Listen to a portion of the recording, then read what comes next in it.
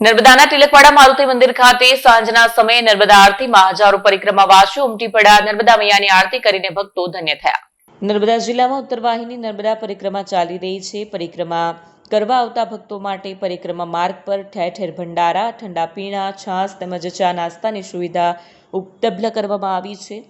કેટલીક સેવાભાવી સંસ્થાઓ પણ પરિક્રમાવાસીઓને નિઃશુલ્ક સેવા પૂરી પાડી રહી છે। આ પરિક્રમાવાસીઓ માટે તિલકવાડા મારુતિ મંદિર ખાતે ભક્તો માટે સવાર સાંજ ચા નાસ્તો અને ભોજન સાથે વિસામો કરવા માટે નિઃશુલ્ક સેવા આપવામાં આવતી હોય છે। નર્મદા પરિક્રમાના 17મા દિવસે ખૂબ મોટી સંખ્યામાં ભક્તો જોડાયા। સાંજના સમયે થતી નર્મદા આરતીમાં ખૂબ મોટી સંખ્યામાં ભક્તો જોડાયા અને મા નર્મદાની આરતી કરીને અનેરી ભક્તિમાં ખોવાયા હતા। ત્યારે હર હર નર્મદેના અવાજ સાથે સમગ્ર વિસ્તાર ભક્તિમય માહોલમાં સર્જાયો હતો। વિડીયો જર્નાલિસ્ટ વસીમ મેમણ સાથે સત્યા ટીવી ન્યૂઝ નર્મદા।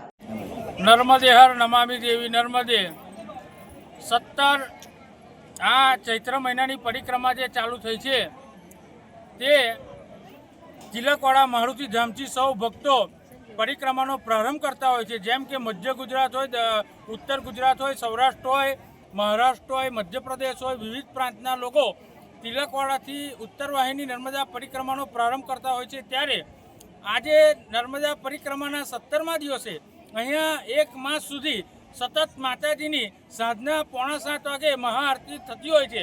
એમાં અનેક હજારોની સંખ્યામાં શ્રદ્ધાળુઓ આ આરતીનો લાભ લેતા હોય છે।